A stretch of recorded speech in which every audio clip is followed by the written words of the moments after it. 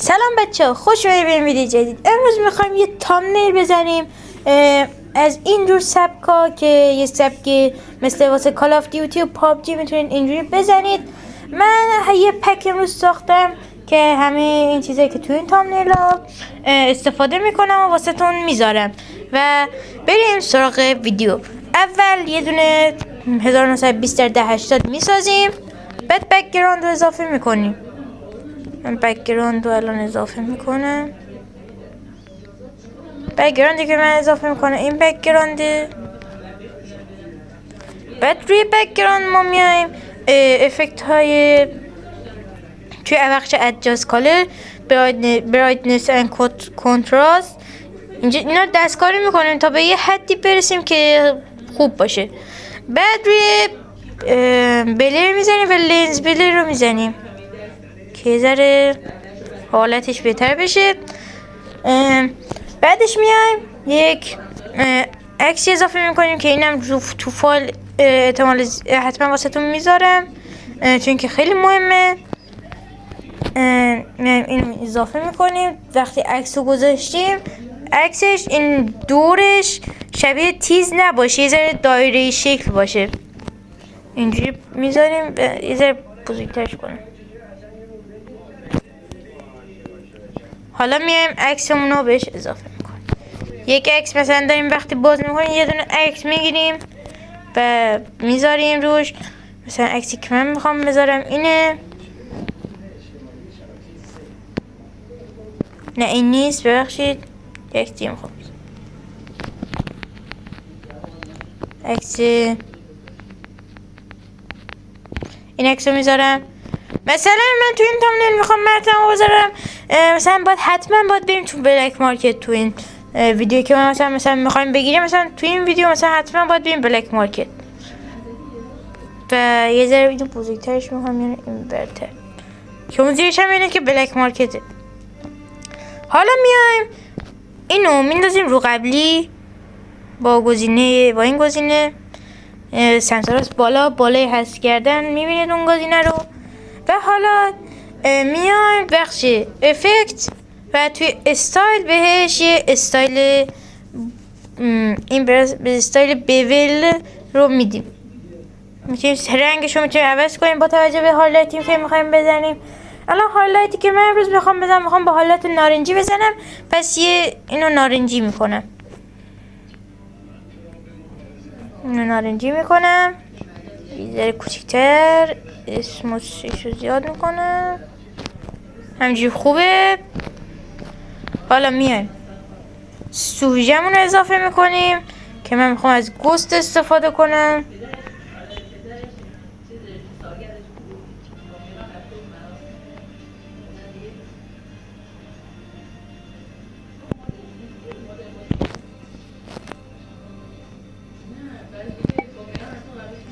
اینو من میخوام یه ذره کوچیک‌ترش کنم چون این احساس ما خیلی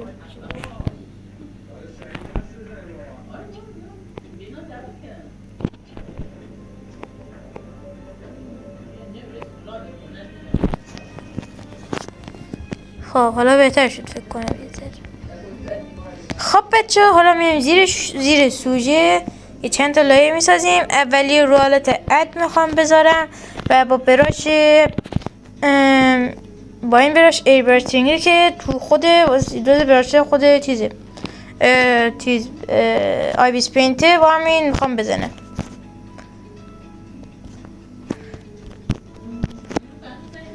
اون اندازش هم رو 43% باشه حتما. و این سایزش رو هر چقدر خواستیم میذاریم. بستگی داره به تامنیل. یه ذره با رنگ نارنجی توری، یعنی پشت سوژه اونو منبع نور میکنیم.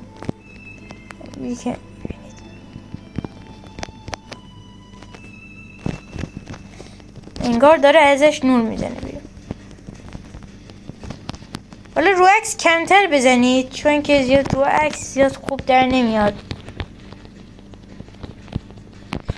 حالا بچه من یه براش دیگه هم واسه تون احتمالا میذارم. این براش منبع نور چراغ.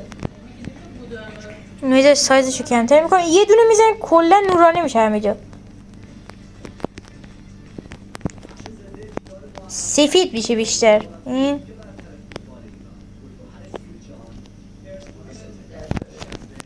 بیشتر سفید میکنه. و بچه حالا این منبع نورم کافی اضافه کنیم، رو عکس میزنیم. من میام اینجا یه عکس منبع نور پیدا میکنم. این سبزه ولی الان من سفیدش میکنم. وایسید اینو میاریم اینجا میذاریم. و کافیه بریم تو بخش افکت. تو بخش فکر کنم ادجاست کالر. تو این بخش باید اول چیزش کنیم. اول بذاریم رو حالت اسکرین. من اول اینو بذارم رو حالت اسکرین. خب حالا بریم تو بخش افکت. تو ادجاست کالر. نه همینه سفید رو میزنیم.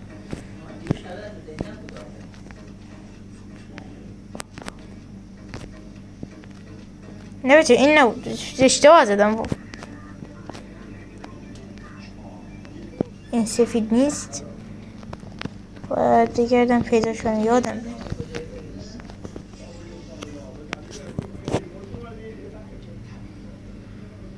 نه اینم نه اینا نه.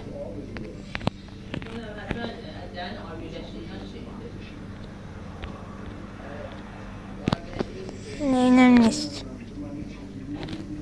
کنتراست نیست. اینا نیست.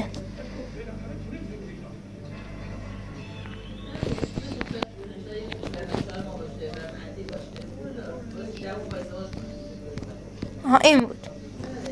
آره همین بود. مونوکالر به سفید میذاریم و بچه ها میبینیم که یه ذره این دوروبرش من این سایزش رو بزرگ کنم. این سفید شد. میزینید یه ذره این دوروبرش اینجا یه ذره حالت مربعی و تیزی داره. میایم از بخش پاکن روی ایبراش نرمال میذاریم. یه ذره با سایز یه ذره بزرگتر اینجا میزنیم. من شدتش هم بیشتر کنم. چند بار میزنیم این نقطه تیزش میره. الان میبینید که درست شد. حالا ما هنوزم نمیخوایم هایلایت بزنیم. یه دونه براش من رو حالت عد دیگه فکر کنم حالت اوورلی هم شون. اینو بزنم اوورلی. من خواهم بزنم اوورلی. شما هر کاری خواستید میتونید بکنید تو تامنیل. هر کاری که تامنیلتون رو زیباتر کنه. من برای نور گرافیک خزر رو میذارم. خیلی بود. دارم اولیه رو پاک کنم. خیلی بود. یه ذره زیاد باید بذاریم چون که اوورلی یه ذره جذابتر میکنه کارو. اگه ببینید نگاه کنید این اسکین خود یه ذره نور نارنجی هم داره، به خاطر همین خیلی هایلایت فکر کنم بهتر بشینه روش. اینجا جز اسکینه، نه اینجا جز بکتر نیست. من چرا دستم با نارنجی میزنه؟ چرا من پشت نارنجی زدم؟ بچه واسید این رو باید دوباره درستش کنیم. مونوکالر رو میزنیم روش و سفیدش میکنیم که سفید شه. الان سفید شد. من چرا داشتم نارنجی میزدم؟ حالا یه دور دیگه سفیدش رو بزنیم دقیقا درستش کنیم. من چرا داشتم نارنجی میزدم 1 ساعته. بچه اگه اشتباهی رنگ دیگه زدید، رنگی که تو هایلایت نباید اونو میزدید، این کار رو بکنید شاید من درست میشه. اینجا رو میزنیم که پشتش سفید باشه. تا فعلا این شده تامنیلمون. و بچه هر تامنیل خواستید به من بگید که من بیشتر از این صفحه کال آف دیوتی به من بگید که من سری واسه تون بزنم. و حالا میایم روی سوژه یه دونه چیز میسازیم، یه دونه لایه میسازیم روی همون بک چیز قرار میدیم، روی خود سوژه، یعنی روی این چیزه میزنیم، روی این پلشه میزنیم که روی بریاد روی سوژه. حالا میایم اینجوری با براش منبع نور میتونید، با اینم میتونید، من با این حالا میزنم یه ذره سفیدش میکنید، یه ذره روشو میزنید، همون نورمال هم بذارید خوبه. ادم میتونید این لایه رو بذارید. این هایلایتش نارنجی یه ذره بده، هایلایتی که روشه نارنجیه. اصلا داشتم بچه این کار رو من دوباره نارنجی میکنم، چون من از اول میخواستم نارنجی بزنم و نمیدونم چرا الان دارم سفید میزنم. و اولم گفتم آخه اینو من اشتباه زدم، فکر کردم نارنجی کن، مهم نیست، اهمیت نمیده. یه ذره نارنجی شو کم رنگ تر کن، دادش یه ذره اون رنگش رفت. خب حالا میایم روی اینم نارنجی میکنیم. بچه من میام همه اینا نارنجی میکنم. آره نارنجی شد. اینا نارنجی میکنیم. اینا که باید هیچ چیزی نمیکنم. اینا میذاریم نارنجی. بعدش که این کار کردیم میایم هایلایت رو میخوایم بزنیم، روش لایه میذاریم. دوباره من دوباره نارنجی کردم. وقتی دوباره گذاشتیم حالتشو میذاریم رو حالت اد. رو نورمال هم میتونی بذاری و من بذاری رو نورمال بذارم چون که خیلی دیگه نورانی نمیخوام بشه. میذاریم روی نارنجی و همون رایی که گفته بودم ای براش میزنید تا نارنجی بشه.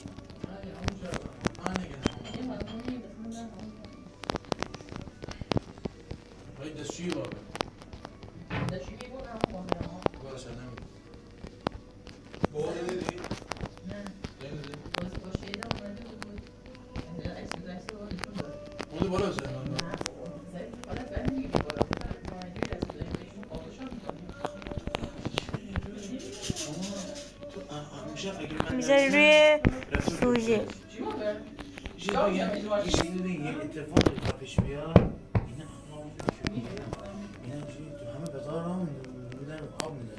خب حالا که این کار کردیم میخوایم حالا یه لایه میذاریم دوباره رو حالت نورمال.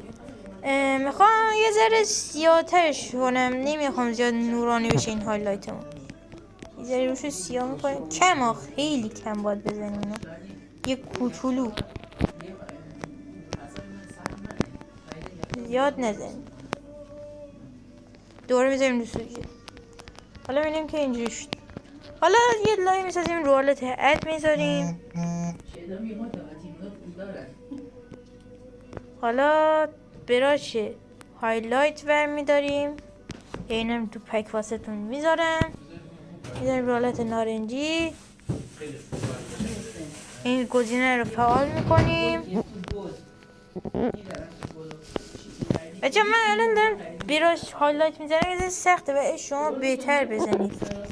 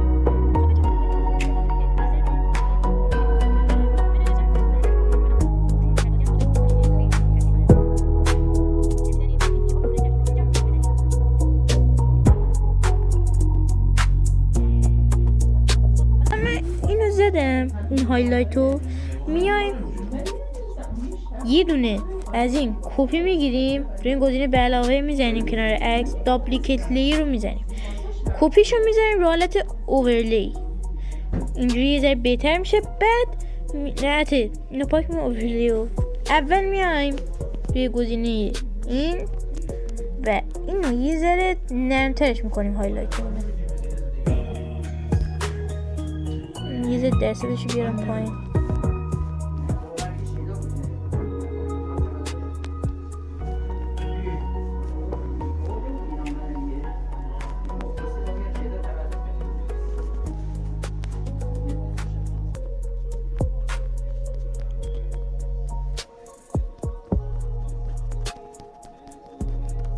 خب بچه ها من دارم همینجوری میزنم اینو. الان تمام میشه. خب حالا روش میایم. نه حالا میایم یه دوباره همون کاری که گفتم میکنیم. دابلیکیت میکنیم میذاریم رو حالت اوورلی. و حالا میبینیم که یه ذره بهتر شد یه ذره هایلایتمون. و حالا میایم با یه دونه لایت جدید میسازیم. میایم با براش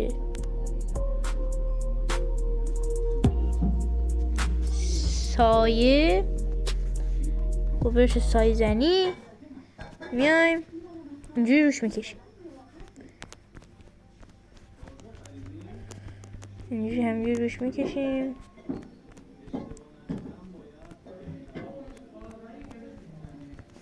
بدونم رو حالت اد بذارم فکر کنم قشنگ‌تر بشه. چیه؟ بابا کسی کرده؟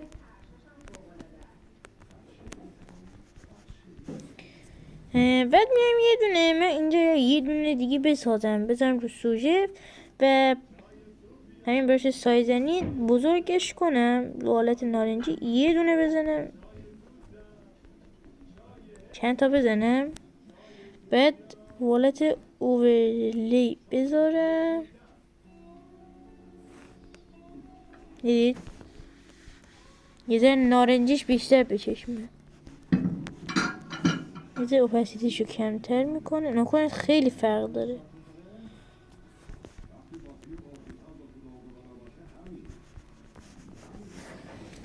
خب بچه حالا که اومدیم این کاری کردیم بریم داخل برنامه فوتوپیا.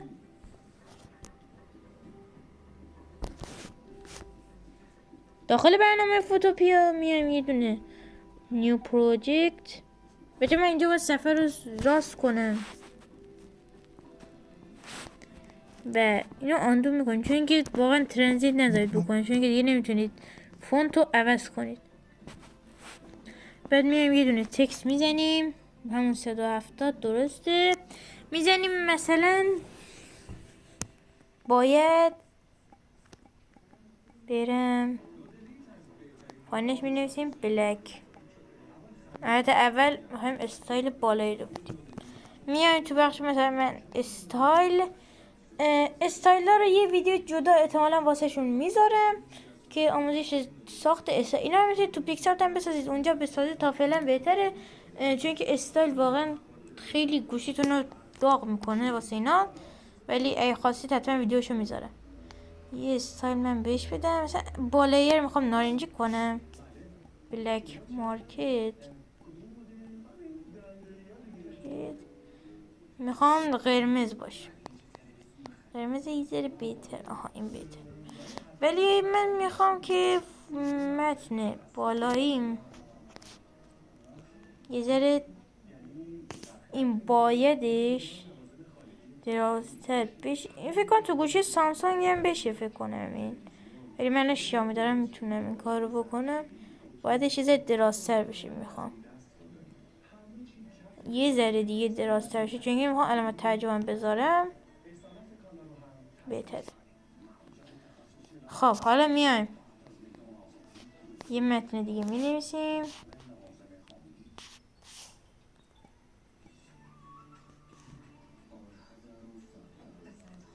نه اون نه. سفر انتخاب کن علامت ترجمه. استایلش هم میذارم اما قرمز. و حالا میام زیر اینا یه دونه لاین میسازم و رنگ مشکی و بک‌گراندش میدم.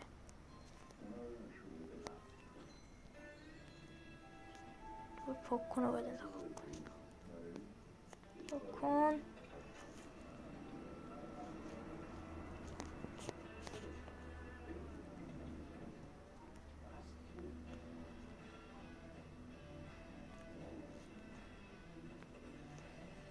خب بچه حالا این یه ذره این پایینش من بزنم. آها حالا بهتر شد. اینجا هم بزنم بهتره. خب حالا میام اینم بهش یه باش. نه اینو نباید میزدم. حالا میخوام به همینجا هم یه دونه استایل بدم. مثلا استایل این استایل رو بهش بدم یا این استایل رو من بهش میدم و حالا PNG میزنم سیوش میکنم و میرم داخل iBeSpaint و این متنمو میارم بالاترین لایه. این متنمو اضافه میکنم. متنمو اضافه کردم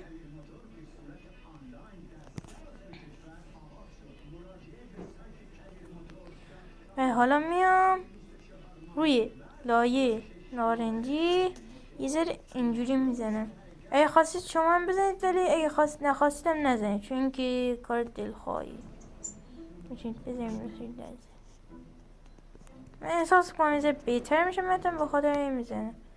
اینجوری میزنم و تموم شد تقریبا دیگه تامنیلمون. و حالا میریم داخل برنامه کریا. برنامه که نه داخل در واقع سایت کریا. این عکس رو سیوش میکنم میرم داخل برنامه سایت کریا. بچه امکان داره این ویدیو من 480p بذارم. امکان داره بعضی جا کیفیتش خیلی کم باشه. به خاطر همین دیگه ببخشید چون که ویدیو خیلی طولانیه و اگه بخوام با 720p بذارم واقعا طول میکشه تا بیاد واسهتون. من این عکسمو بهش میدم سریع فقط آپلود بشه. میزنم اینجا 1900p 1920 در 1080. اگه بخواید پروفایلم میتونم بسازم. پروفایل یوتیوبرها رو بازسازی کنم. این کارو میتونم بکنم. حالا افزایش دهید میذارم. این کار قبلی منه که الان اینا همین امروز ساختم. اینا چند روز پیش ساختم. میبینید این ویدیو سوگنگم تامنیلش رو بازسازی کردم. این تامنیل رو که میبینید اینم خودم اینم زدم دیگه. این تامنیلم زدم. حتی اینو زیاد بد شد یه ذره سوژه و چون که کلمه داشت کلمه‌هاش خیلی بد شد و بعضی جا بخاطر اینو دیگه زیاد چیز نکردم چون که خیلی بد شد. این مثلا اینم تامنیل فرد شده. اینم یه تامنیل دیگه. اینم یه تامنیل دیگه و کلی تامنیل دیگه.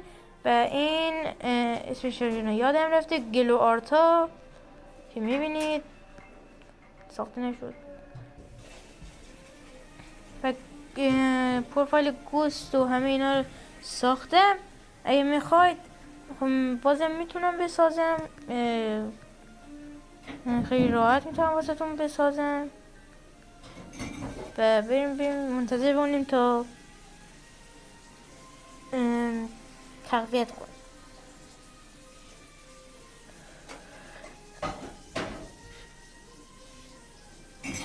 کیفیتشو داره افزایش میده و دیگه باید منتظر بمونید دیگه کیفیتشو داره میره بالا میبره. بازم باید منتظر بمونید چون دیگه کیفیت بالا بردن که کار 2 دقیقه نیست. نکنید چه کیفیتش بالا میبره. در واقع بیشتر هایلایت ها رو قشنگتر میکنه. به خاطر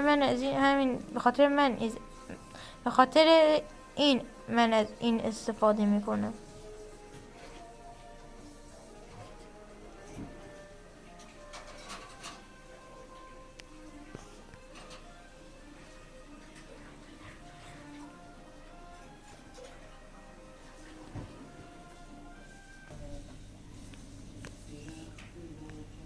بله ببینید که دیگه تقویت کرده. ببینیم چه شکلی شده. به به میبینید که هایلایت رو خیلی بهتر کرده. و بچه ها تا اینجا خدا نگهدار و خیلی خفن شدین تامنیل. تا ویدیو بعدی خداحافظ.